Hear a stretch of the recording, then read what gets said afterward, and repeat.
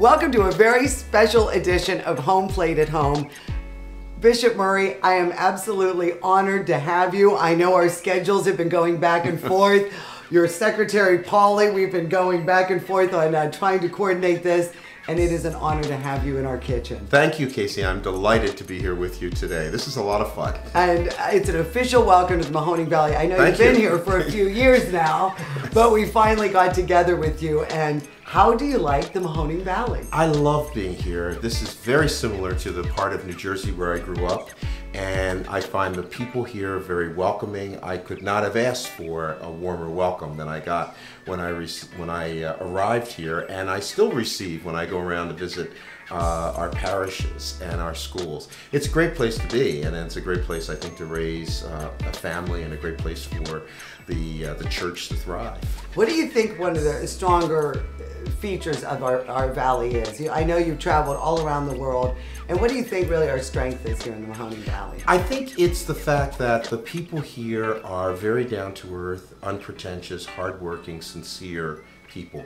There's a great welcome when people get together and someone new comes into the community like myself, and people learn to be at home very quickly. And that sense of making us, those of us who didn't grow up here, very much at home, I think is a beacon for the Mahoning Valley. Well, you're getting rave reviews. I mean, everybody that meets you or comes in contact with you, everyone's really happy that you joined our diocese and that you're here to shepherd us and make sure that, I know you've got some hard decisions to make, and you know, of course, with the shrinking population, things happen.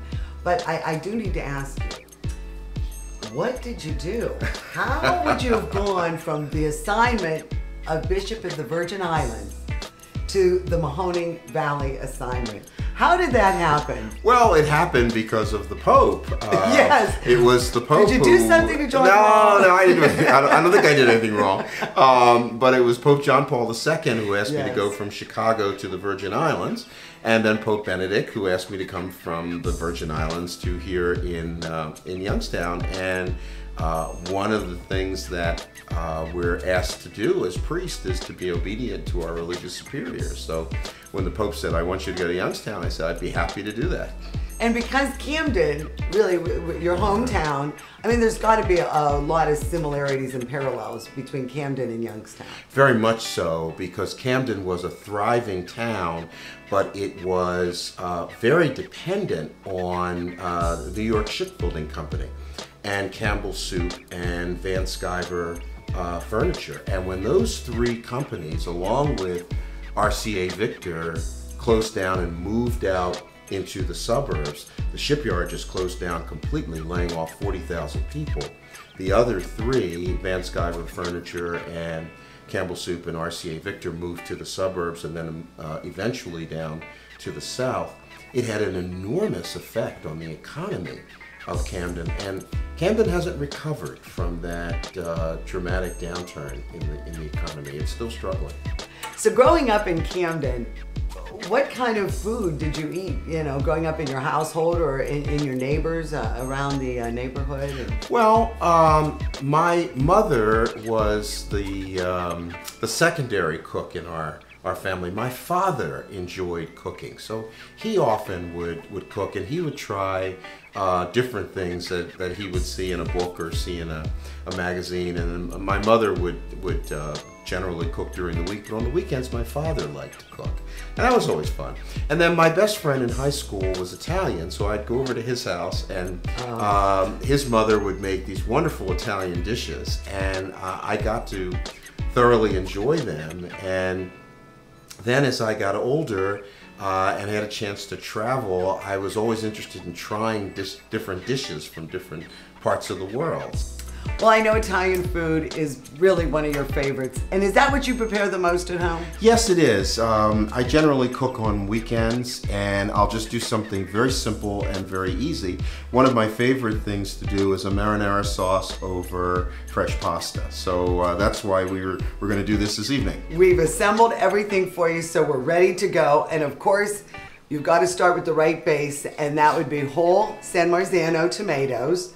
We'll have an onion that we finely chopped with 5 or 6 cloves of garlic, minced, Of course, some fresh basil, about 5 or 6 leaves, fresh sea salt, fresh ground pepper.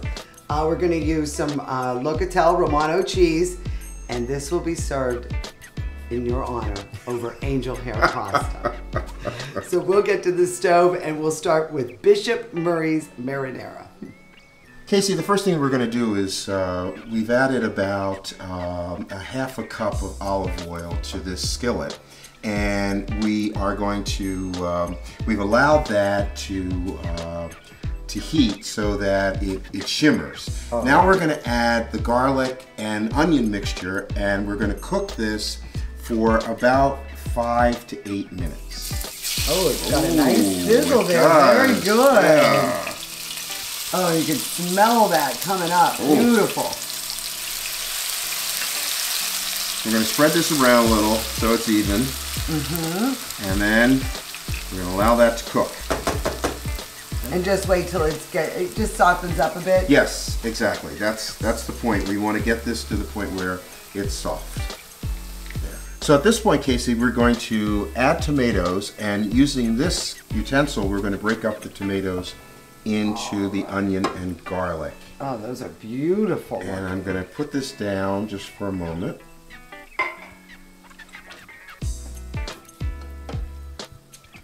They are really nice tomatoes. Oh.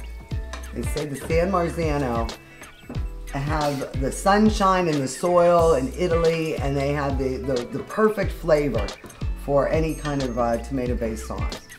And why don't you add the wine? Okay, thank you. I like a nice red whenever I have any left over, if that happens. You know, I don't finish the whole bottle. I'll save it. And a nice red, you know, a Malbec, a Cabernet, a Chianti, any nice deep, rich red wine works well. Good. And of course, we're stirring here over medium-low heat. And then we'll just let it cook down a little. Exactly. All right, now Casey, this is cooking up very well. And we are now going to put in a little bit of salt and pepper. Okay. And just a pinch of salt there. That's fine. A little bit of pepper. Okay. Couple grinds. I like pepper. Beautiful, me too. And then, just to help to thicken this up, one of the things I like to do is to drop in a bit of cheese. Oh, that's a good idea. Look at that, goes right into the sauce. So that moves it right along. Yes. Because you're a busy man. You're in a hurry. You don't have to wait for this stuff. Oh, yeah, and it really doesn't it adds smell a fabulous? Nice aroma. Yeah, yes. It really does. And the last thing we're going to do is put in the chopped basil. Okay, you want me to do that for you? Would you please? Okay. The honor. Sprinkle that. Mix that in. Oh, beautiful. Casey, this looks great. Thank you for inviting me to be on the show. Bishop, thank you so much for sharing this recipe with us. I'm dying to try it. Me too. Salute. Looks excellent. And such a neat presentation. Oh, yeah. Could be a food style. Yeah.